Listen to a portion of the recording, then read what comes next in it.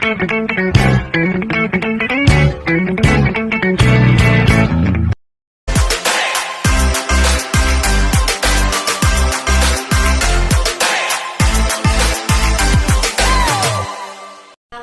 warahmatullahi wabarakatuh.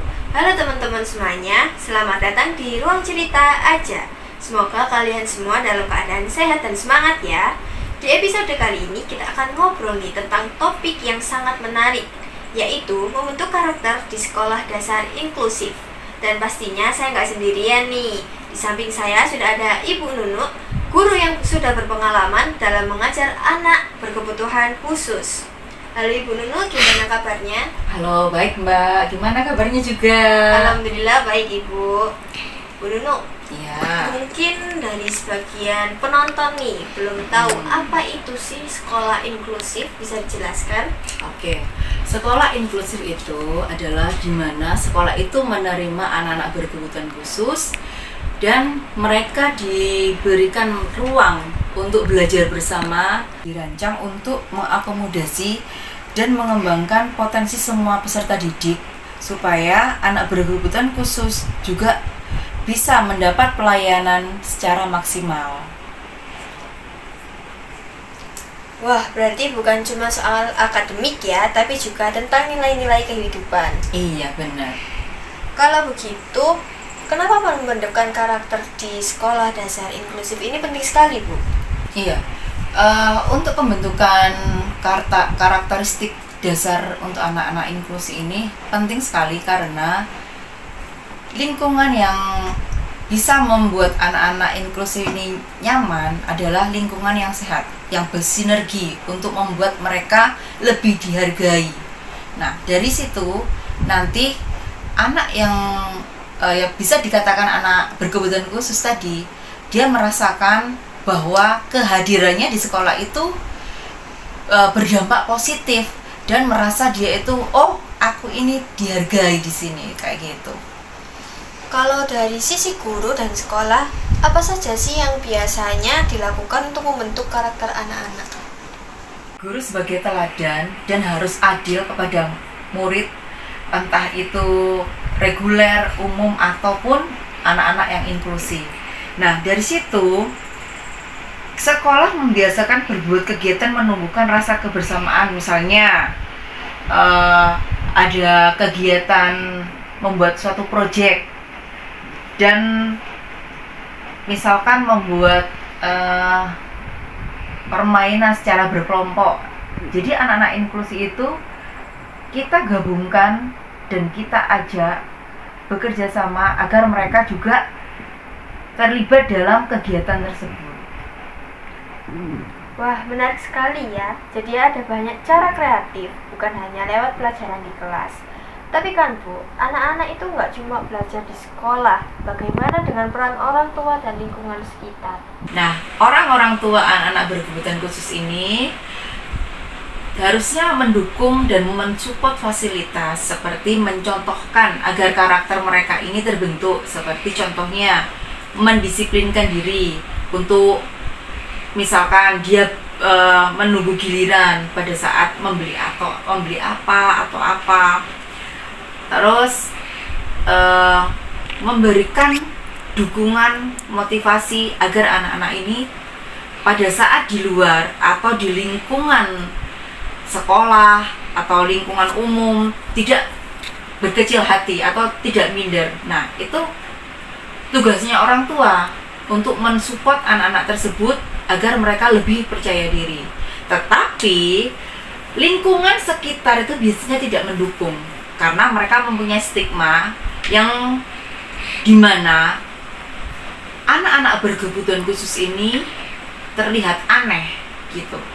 Nah, stigma-stigma itu harus kita hapus, harus kita bisa mengedukasi mereka bahwasanya anak-anak yang berkebutuhan ini juga mempunyai hak untuk belajar, hak untuk dimana dia harus bersosialisasi di lingkungan sekitarnya gitu.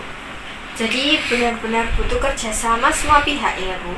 Iya, entah itu guru, entah itu terapis, entah itu orang tua, mereka ini harus bisa bersinergi agar menjadikan anak-anak berkebutuhan khusus yang dimana mereka mendapatkan pendidikan di inklusi. Jadi untuk kerjasama yang bagus antara guru, antara orang tua ataupun terapis itu harus bersinergi, Mbak. Karena untuk membentuk karakteristik anak tersebut bisa lebih baik lagi dan bisa dia bersosialisasi dengan lingkungan sekitarnya tanpa ada diskriminasi. Jadi mereka tidak malu lagi gitu. Jadi mereka seolah-olah mereka ini seperti anak-anak normal lainnya. Mereka juga butuh dihargai juga. Nah, alangkah baiknya guru, terapis, dan orang tua ini bisa bersinergi dan bisa membawa anak ini lebih baik dan lebih baik lagi, kayak gitu. Oke Bu Nunu, boleh ceritakan contoh nyata di kelas Ibu gimana karakter anak terbentuk di sekolah? Iya, untuk karakteristik yang saya alami ya, yang di lingkungan kelas saya, itu biasanya anak-anak itu, contohnya saja, contoh kecil, dia membawakan makanan untuk temannya, berbagi makanan untuk temannya, walaupun mereka tidak bisa verbal, tapi mereka mau berbagi snacknya tuh pada teman yang lain, kayak gitu. Jadi kayak ada empati gitu satu sama lain. Misalkan mereka, saya suruh, coba tolong diberesin mainannya, meskipun mereka tuh tidak bisa verbal, tapi mereka ngerti gitu. Jadi ada yang misalkan tidak bisa melakukan apa yang menurut instruksi saya itu harus dilakukan. Jadi teman satunya itu menolong untuk membantu membereskan mainan-mainan yang saya suruh, seperti itu, Mbak. Wah, contoh yang sangat indah ya. Karakter terbentuk bukan lewat teori, tapi lewat pengalaman nyata. Bu Nunu, terima kasih banyak sudah berbagi pengalaman dari obrolan kita hari ini. Jelas sekali bahwa membentuk karakter di sekolah dasar inklusif itu sangat penting. Bukan hanya membuat anak-anak pintar secara akademik, tapi juga punya empati, toleransi, dan sikap menghargai perbedaan. Untuk Sobat Aja, semoga obrolan ini bermanfaat dan memberi informasi. Sampai jumpa di episode berikutnya. Wassalamualaikum warahmatullahi wabarakatuh.